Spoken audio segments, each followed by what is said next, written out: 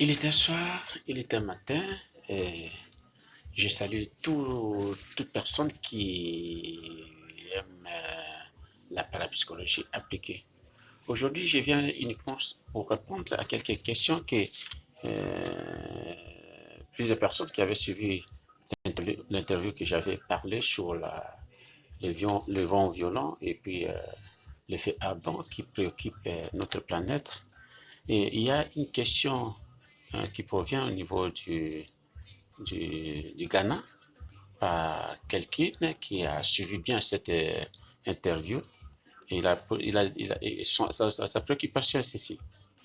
Il dit, suite à votre déclaration sur les signes, ce qu'on constate et annonce la venue des signes de fin du monde, puisque l'Apocalypse le dit, et la parapsychologie appliquée les confirme. Qu'est-ce qu'on doit faire pour prévoir, parce que c'était dit et c'est que les chercheurs prévoient.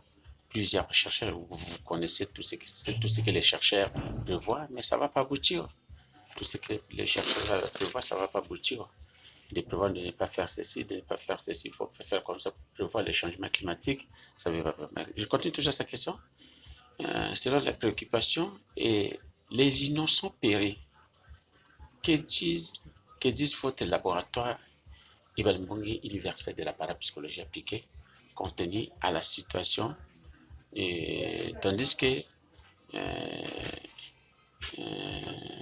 que c'est les innocents qui, qui, qui souffrent.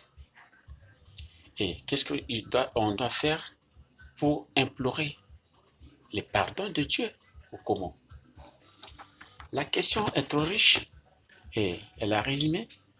Normalement, le laboratoire Ibalmbongue universel de la parapsychologie appliquée est à la recherche des phénomènes psychiques non élucidés à la science. J'avais bien dit que notre laboratoire et nous sommes immatériels.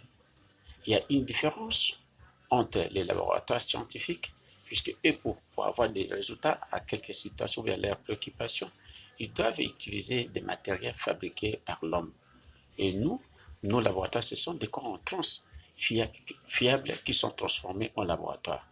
Et ces corps en trans fiables, il faut qu'ils puissent être à l'application des lois de la pureté et les principes de la sainteté, y compris la puissance du Verbe que Dieu a créé le monde. Et cette puissance est dans nous, dans notre parapsychologie appliquée. La parapsychologie appliquée a une différence avec la parapsychologie tout court, puisque c'est là on peut, ce que les gens étudient dans quelques branches universitaires. Je peux citer des pays comme à Montréal, au Canada, et puis à Moscou, et puis à Grande-Bretagne, et au Sénégal, et en République démocratique du Congo, dans quelques universités privées. Et il y a une différence entre la parapsychologie appliquée et la parapsychologie ordinaire. La parapsychologie ordinaire, et ils sont attachés dans des histoires des télépathiques ou animisme. Ils sont en bref dans la mathématique. Donc c'est une science, tout l'ensemble de la science et l'ensemble des mathématiques. Dans ça, vous allez trouver plusieurs explications qui va vous différencier par rapport à notre parapsychologie appliquée. Concernant la question de cette demoiselle, et la réponse de la parapsychologie est ceci. Les changements climatiques, mais ce que le chercheur prévoit, ça ne sert à rien. Ça sert à rien. Pourquoi euh, majorité dans ce monde, ils sont hors les premiers commandements du Père Créateur. Vous voyez, les chercheurs ou plusieurs personnes, pour mieux faire quelque chose, ils doivent recourir dans des, dans des histoires télépathiques pour qu'ils puissent avoir des solutions par rapport à leurs besoins. Mais cela est contre le, le principe, surtout précisément dans, dans plusieurs personnes qui sont à l'application de la négativité, ils ont planté leur puissance négative, conservée dans des forêts, conservée dans des eaux, conservée partout, par-ci, par-là. Et Dieu a décidé de ramener le peuple, son peuple, d'abandonner tous ceux qui sont contraires à ses principes. Puisque Dieu, c'est un père de principes. La parapsychologie appliquée, c'est normalement notre arme, c'est la parole, c'est la puissance divine que Dieu lui-même a créé le monde. Et cette puissance-là que nous évoquons pour que on puisse trouver des clauses. Dans des forêts, il y a des gens qui ont conservé leur force astrale ou négative, et dans des endroits, et comme la puissance du verbe descend de temps en temps pour qu'il puisse combattre tout ce qui est négatif, et tout endroit qui contient ces puissances-là, carrément, ça s'est toujours détruit.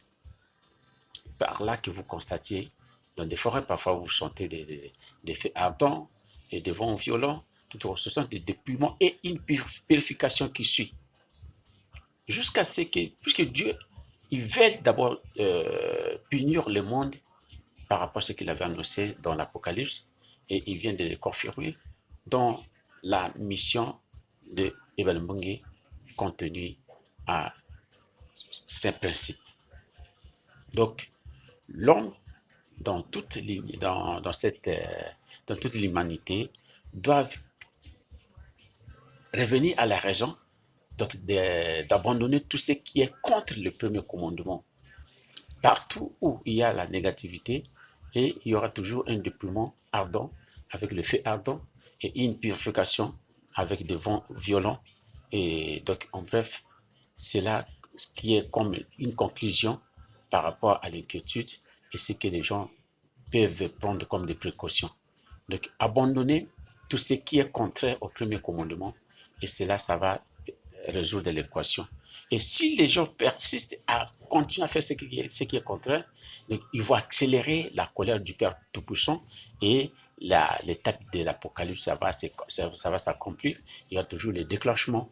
Donc, en bref, c'est ce que je peux vous répondre. Il est un soir, il est un matin, donc je vous propose, vous allez m'excuser. Donc, s'il y a encore une autre question, nous sommes là. Et bien, en bref, nous préférons que les acteurs reviennent vers nous dans nos centres dans nos centres universels de la parapsychologie appliquée et de la médecine psychosomatique. Ce n'est pas seulement ce qui se passe là, même dans la santé. Dans la santé également. Et je vais donner l'exemple sur le phénomène VIH-Sida. Dans notre laboratoire universel de la parapsychologie appliquée et de la médecine psychosomatique, nous nous sommes basés à traiter deux parties du corps humain. Puisque dans un corps humain, nous avons le corps physique et nous avons l'âme et l'esprit. Et nous sommes là pour traiter tout ce qui est dans l'âme et l'esprit. Et par là, ce qui est physique, c'est le corps physique, par là où la médecine est toujours victorieuse dans ça. Et ce que la médecine n'arrive pas à traiter, admettons sur le VIH-Sida, puisque la VIH-Sida, sur notre appellation de la médecine psychosomatique, c'est MESAP, c'est malédiction élevée évitant syndrome d'agitation permanente. Donc, c'est la colère de Dieu qui est concentrée dans le noyau cellulaire humain qu'aucun médicament ne peut pénétrer.